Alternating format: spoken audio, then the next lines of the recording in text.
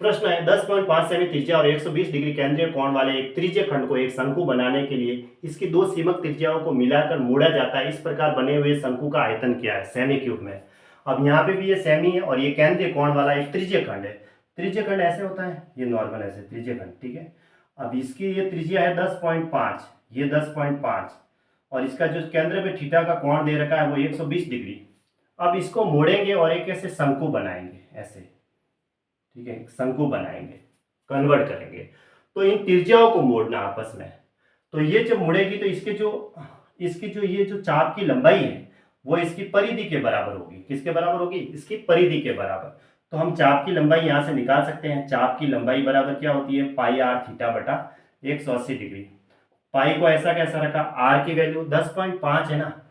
इस 10.5 को मैं थोड़ा सॉल्व कर देता हूं। इधर देखो, ये नीचे 10 लिखेंगे एक अंक के बाद, तो कितना हुआ? 21/2।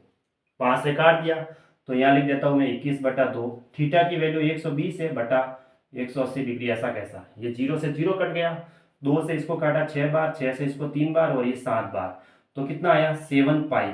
ये चाप की लंबाई आई जो इसकी परिधि के बराबर हुई। ये जो परिधि है इसकी कितनी है? 2 पाई आर होती है, जो कि 7 पाई के बराबर आई, ताकि हमें आर की वैल्यू मिल जाएगी। क्योंकि इसको मोड़ेंगे ना आपस में, तो पाई से पाई कटा तो आर की वैल्यू कितनी आई? 7/2 आ गई। यानी ये त्रिज्या आ गई 7/2। जब इसको मोड़ेंगे तो ये शंकु की तिर्यक ऊंचाई होगी। क्या होगी? ये जो अभी 10.5 वो शंकु की तिर्यक ऊंचाई होगी। 10.5 को हम क्या लिख सकते हैं? 21/2। अब हमें हाइट चाहिए, तो हाइट तो हम निकाल सकते हैं, हाइट निकाल सकते हैं, क्योंकि ये तो हो गई शंकु की तिर्यक ऊंचाई, जो कि कर्ण स्क्वायर में से अगर आधार का स्क्वायर घटाऊंगा तो लंब स्क्वायर आ जाएगा। तो एच स्क्वायर बराबर 21/2 का स्क्वायर माइनस 7/2 का स्क्वायर। 21 का स्क्वायर 441 बटा ये 4 माइनस 49 बटा ये 4 बराबर कितना हुआ? नीचे तो 4 ही रहेगा। अब 11 में से 9 गया तो 2, फिर 13 में से 7 गया, 4 गया ना, 9 4 13 होता है 9।